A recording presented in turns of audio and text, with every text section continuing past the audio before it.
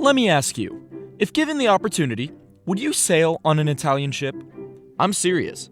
There's some kind of stigma that Italy's ships are like bath toys when compared to the vessels of their neighbors.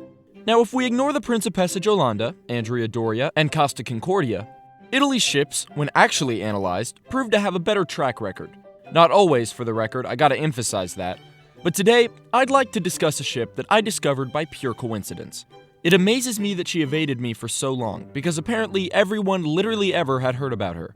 The Roma was the third of Italy's Littorio class, built 4 years after her sisters. She was noted for her 11-inch thick armor belt with steel on the other side, as well as her 381mm 50 cal turrets that made up her main battery. All things considered, she was a well-rounded and higher quality battleship in her era, even if she showed up a bit late to the party. See, Italy's navy in the interwar period was kinda garbage and consisted mostly of obsolete pre-World War I ships, the stoner uncle of the Italian fleet. This was mostly because the Washington Treaty prevented Italy from building battleships until 1932, and by then the point was moot. Meanwhile, the French and British fleets were big and getting bigger. When everyone thinks of the greatest rival to Western European powers, they think of Italy. Germany got in hot water with these two and then dumped it all over them, and Italy said, "Look, I can do that too." It's hard to believe the Italians descend from Romans when analyzing Italy's track record in the Second World War. But when push comes to shove, the Italian Navy didn't do too bad when compared to their army counterparts. The Italian fleet proved decent at preventing the Allies from supplying their forces in North Africa, as well as defending their own convoys to the same front. A few battles here or there gave them some trouble, but I'd argue all things considered, they held out pretty good. Germany flooded the Mediterranean with their own junk to pick up the slack elsewhere. But with or without German support, Italy was by nature located in a strategic position. In fact, the Italian hesitation to build aircraft carriers was because Mussolini metaphorically believed Italy itself was like a giant aircraft carrier due to its position in the Mediterranean. Mussolini was truly a character. Did you know his son became a jazz pianist? It's kind of ironic, all things considered. The Roma was an excellent addition to the Italian fleet, but unfortunately came at a bad time when it was finally ready in June of 1942 in the midst of a nasty fuel shortage.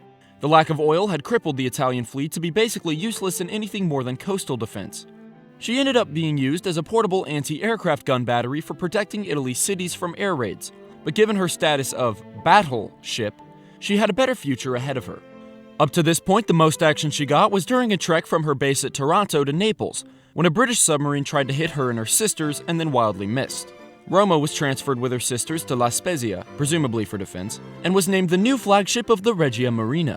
A few American air raids here and there, and Roma needs a tune-up in Genoa. Finally, after heading back to La Spezia in August, Roma was given an assignment to lead a battle group to strike the Allies who were now invading Italy as part of Operation Avalanche. On September 8th, however, the lame Italian government announced an armistice was signed with the Allies behind the H-man's back. And now the Roma's task force was supposed to sail for Allied lands to evade German capture.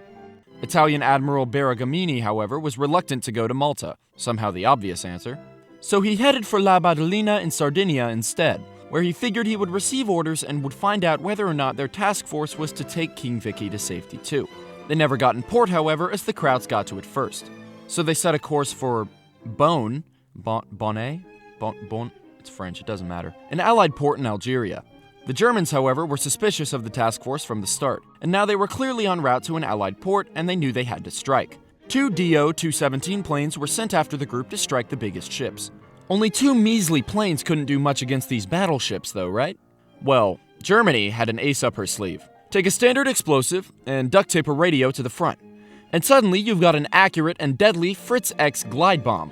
One of these passed through Roma and ignited below her keel, flooding her engine room and 2 boilers. She quickly fell behind the rest of her group due to the raging fires and, incapacitated engine.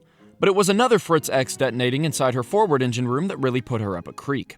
Throw in an explosion from the main turret's magazine and you've got a sinking Roma. She quickly capsized and broke at the keel like Bane snapping her back. 1,253 sailors went down with the Roma and 596 survived the sinking. Her wreck wasn't found until 2012, and then a ceremony was held honoring the men lost in vain. Roma is a real tragic story from an otherwise idiotic period of Italian military command. But in all the chaos, one thing stands true, and that is you will never find me boarding an Italian ship. So what did we learn? If something seems ridiculous or of poor quality, a little research can often prove how right you are to think that.